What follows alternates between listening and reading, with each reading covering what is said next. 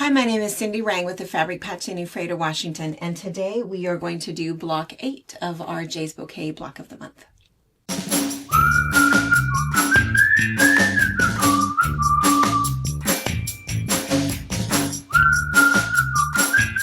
Okay, so we've had a minute. I think we were pretty on target for blocks 1 through 7, but if you feel like you haven't seen me for a while, we were all catching up and giving you an opportunity to, but we're going to kind of rapid fire through the end of these because I feel like most of them we've kind of got a pretty good handle on these. And what we're actually going to do is this week we are going to do block number 8, where I think I'm going to show you 4 new stitches for this block. I think either 3 or 4, but I'm going to, last time we were doing 1 full class for the embroidery and 1 full class for the piecing, but I'm going to talk about these together today because our piecing block is this. It's just kind of a big rectangle in a rectangle. So we're just going to talk about this for a couple seconds and tell you how to do that. Oh, oops. Let me take that pin out for you.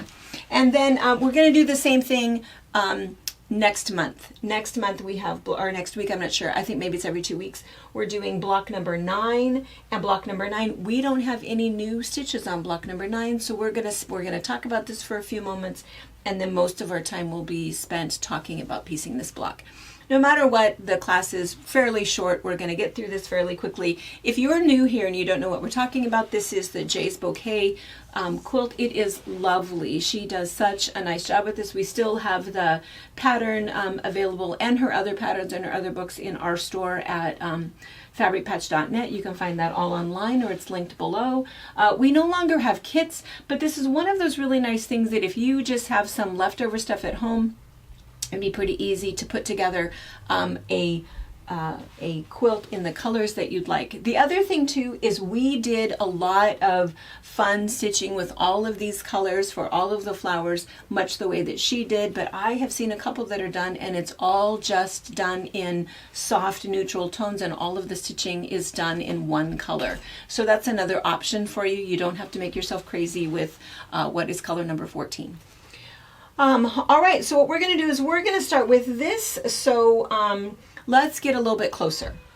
Okay, so let's go ahead and do a little close-up here. This is pieced block number 8, and this is embroidered block number 8. This is her lily, and there are, I think, 8 stitches on this, 5 that we've already shown you, and 3 that we're going to show you today. So let's just review these for just a moment. So the chain stitch is this outer stitch right here. We demonstrated that in class number 1, so that's easy to find.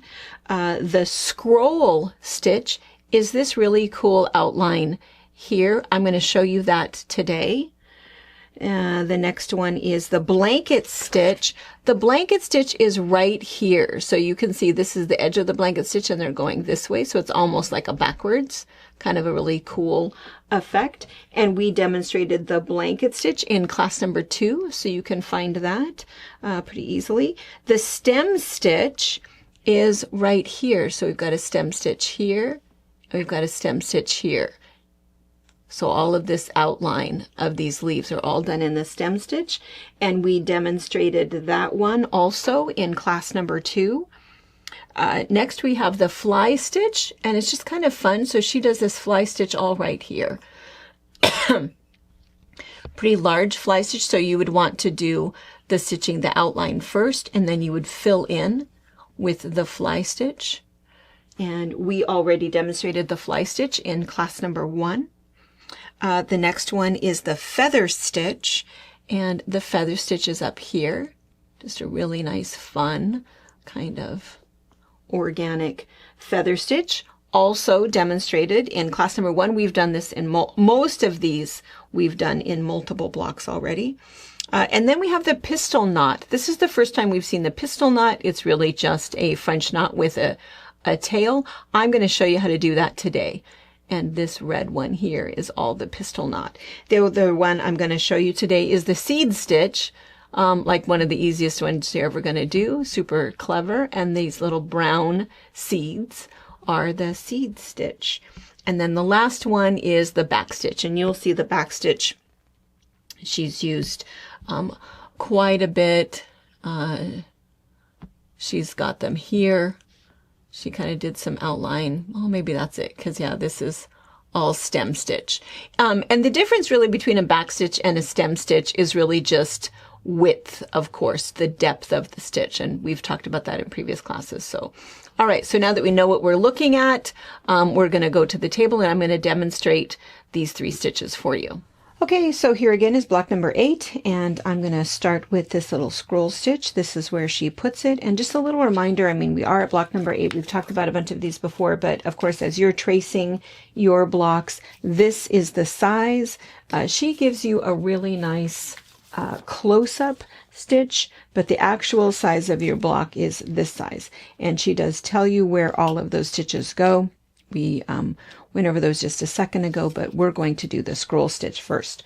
Okay, so I don't know if you can tell that I have a little bit of a line there. I'm going to start underneath the line with a pretty thick needle and a thick thread. Take a little bite, and then I'm going to go clockwise around the needle and hold it up. Sorry, my hand's kind of in the way there. And pull this through. I'll have kind of this little knot. And then I'm going to do it again. Come over and take a little bite. And you are just going to want to decide how far apart or how close you want those. And then same thing, I'm just going to wrap that clockwise around my needle. Hold on to my thread, hold the tension on my thread, and pull that through. You can also modify the size of the little bite that you're taking.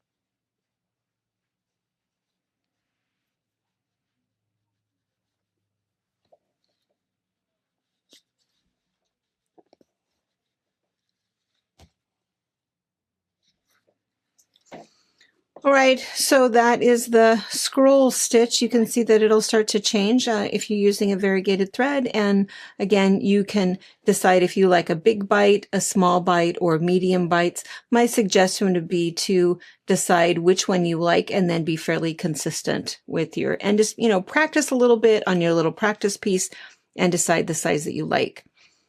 All right, next, let's go ahead and do a pistol stitch. Pistol stitch is really fun, and where you'll see that on the block is just in the center right here. We showed you earlier, it's just like the little stamen. And this is just a French knot on the end of a stitch. So where we normally do a French knot, let's just demonstrate that for a second, right? You're just going to pull up, and then you're going to wrap your thread maybe 3 or 4 times, right? And keep your tension on your thread as you pull that through, and you have a French knot. A pistol stitch is basically the same idea. It's just that you're going to do a stitch first, and then at the end of that stitch, you're going to wrap your 3 or 4 times, depending upon the size of the thread that you're using and the size of knot that you want.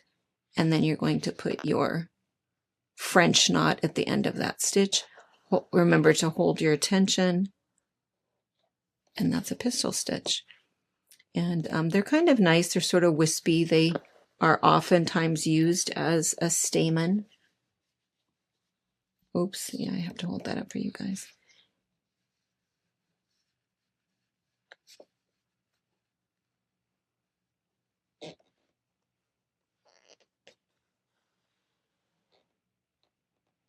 All right, that's a pistol stitch.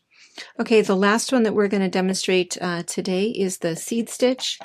The seed stitch, we also showed you that one. That is all of the little seeds that in there. It almost seems silly to demonstrate this. Really, all it is just little stitches. And the idea is that it is, they're just fairly erratic. So if you're a stabber, then you will come up and then come down with each one. You'll have them all go different directions. You just really don't want them to be symmetrical at all. So you want them to be possibly different sizes and pointing different directions. If you are a swooper, then I always have to think about being a swooper.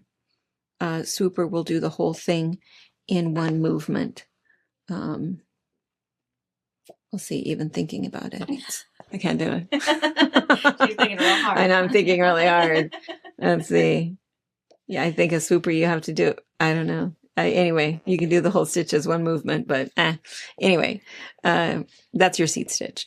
So those are the 3 that we'll add that are new for our block number 8 is our scroll stitch, the pistol stitch, and the seed stitch.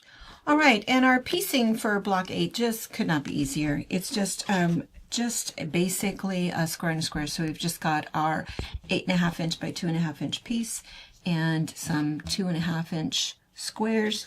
You're just going to sew these on top, and then with your seam allowance, you'll see then this will fit, and this is going to be your 12.5 inch piece. And you can kind of fuss with this a little bit depending upon what fabric you want to use. It kind of gives you an opportunity to get something a little bit unique, either in the center or on the outside edge, whether you're using her fabric or you're using something fun out of your stash. Anyway, fun little block that's going to end up finishing at, or end up being 6.5 by 12.5 inches when it's pieced. Okay, that was it. All right, so again, we just finished up block number 8, and then in 2 weeks, we will go ahead and do block number 9. And block number 9, we're going to piece this block, and we'll do this stitching together, and then we'll get our block of the month finished up. Thanks for hanging out. Thank you for watching our video. We invite you to leave a comment, hit the like button, or better yet, subscribe to our channel so you never miss an episode. You can also visit our Instagram, Twitter, Facebook, or Pinterest pages, or find all of those things and our online store at fabricpatch.net.